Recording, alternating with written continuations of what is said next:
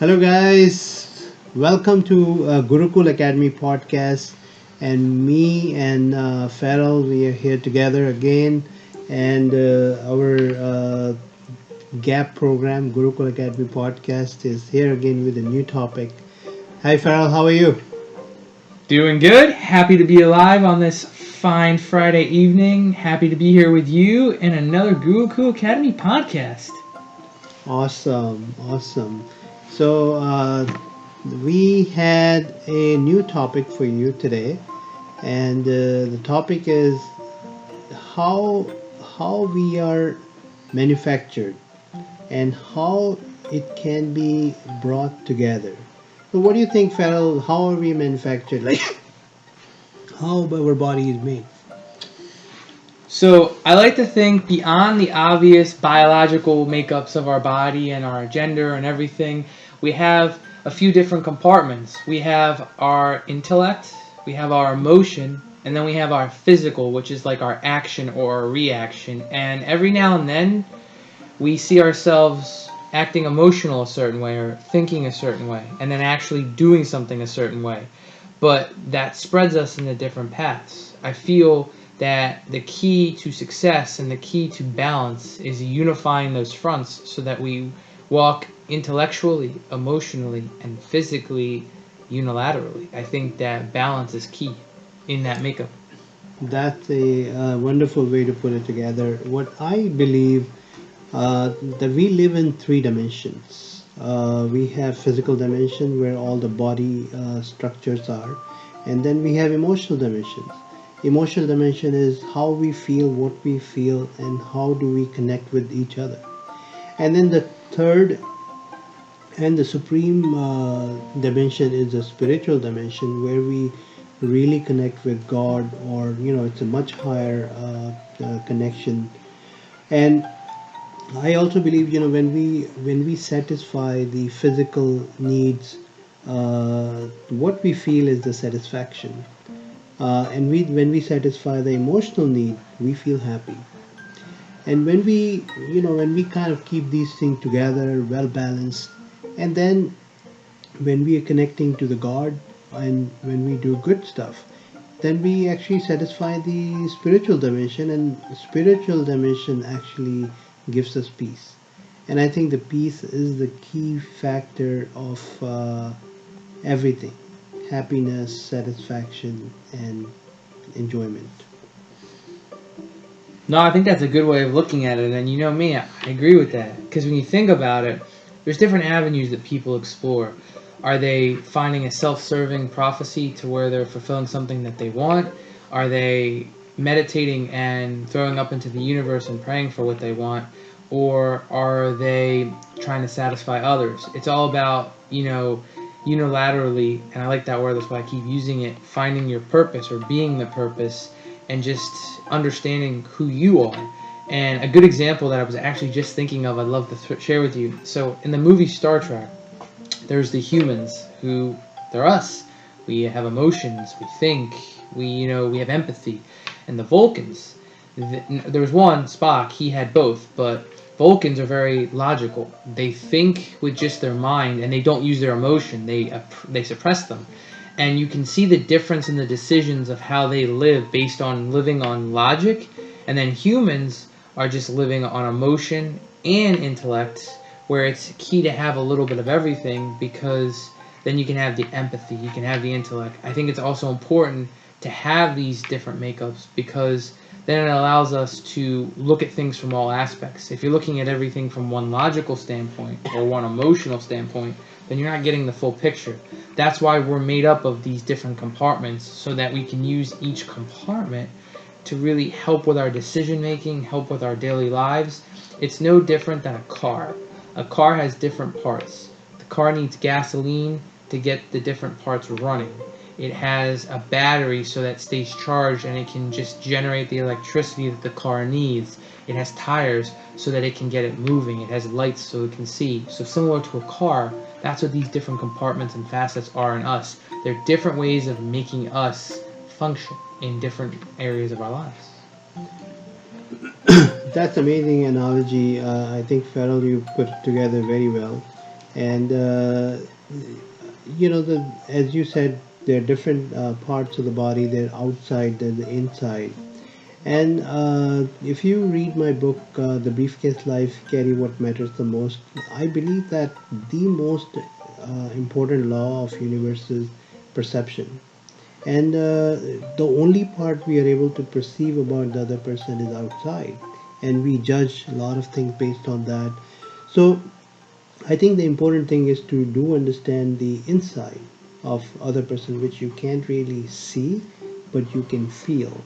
So, and I'm a big fan of Gautam Buddha, and Gautam Buddha is one of the three laws, Buddham Sharanam Gacchami, and he says that be aware, be your own light, be aware of your surrounding, and when you are aware, you can feel the inside of other people, and when you can feel inside, you will see that there's love, there's a pureness, there's a really happiness in that inside. What do you think, Farrell? I think that's an awesome analogy and way of looking at it. And when you were just saying that, a quote came into my head. It actually came from the same movie I just referenced. And the quote, the needs of the many outweigh the needs of the few, or the one. And I think that really ties in nicely with what we're talking about, because it's not just about one perspective. It's about being, in sync with everything and being in sync with everyone around you, and really just having that level of balance and understanding. And we use that word balance a lot right now, but I think that's key, because right now you might feel unbalanced. And tying into your book, The Briefcase Life, Carry What Matters Most to You, we're unbalanced when and correct me if I'm wrong, but we're unbalanced if we're not carrying the right things in that briefcase, metaphorically speaking, because it could be a heavy briefcase, but if it's not filled with what matters most and it's just weight, it has no meaning to it. What do you think? Yeah, absolutely. So the briefcase, we all are actually carrying a big suitcase of suffering, And in the book that I mentioned that, my own experience one time when I was traveling away, and I carried the whole big suitcase, and I was going there for 4 days, and I kept so many things. I kept like literally 7 to 8 days worth of clothing, shoes, and so many other things. And to the point that when I was taking it, I even hurt my back.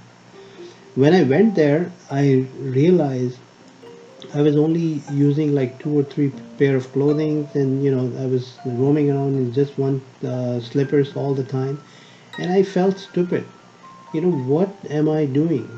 I carried the whole of this stuff for nothing, and in fact that hurt my back.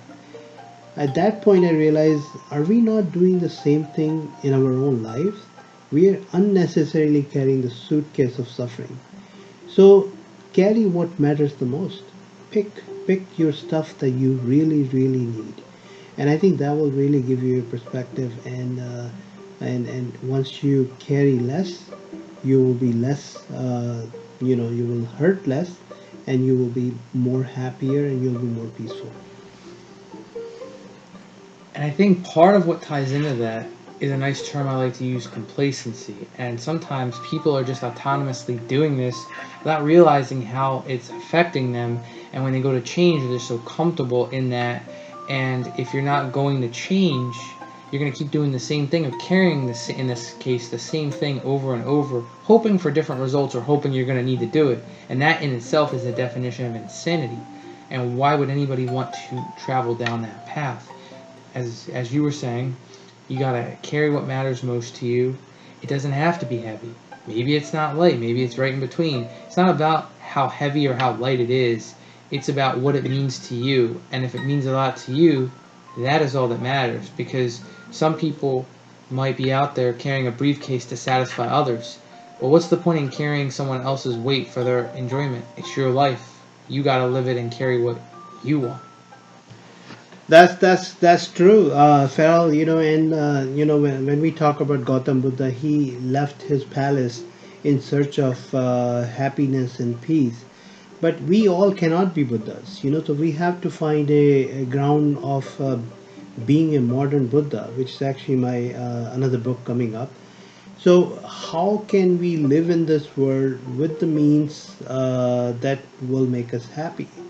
Uh, and I'm not saying that you should not make more money, you should not buy more houses. I think you should do whatever makes you happy, as long as you are able to understand that each of these things that you add in your life will bring both happiness and the problems associated with it. So, think of it as like, let's say if you're living in a house and the house gets on fire. So what is the stuff that you will take with you? Those are the things that are very important to understand, that carry what matters the most, and those are the most important thing. And rest, just be attached, but be attached to the point that in case if you have to be detached from them, that you would be able to. What do you think, Farrell? I think that's absolutely right. And what it really comes down to is, and it's interesting, so to really tie that and send that home, when you watch movies or TV shows or you see real life events and you see people sacrificing certain things and you ask yourself, well, why are they doing that? Or someone's leaving their job or someone's running back to someone they love. Everybody does something that means something to them.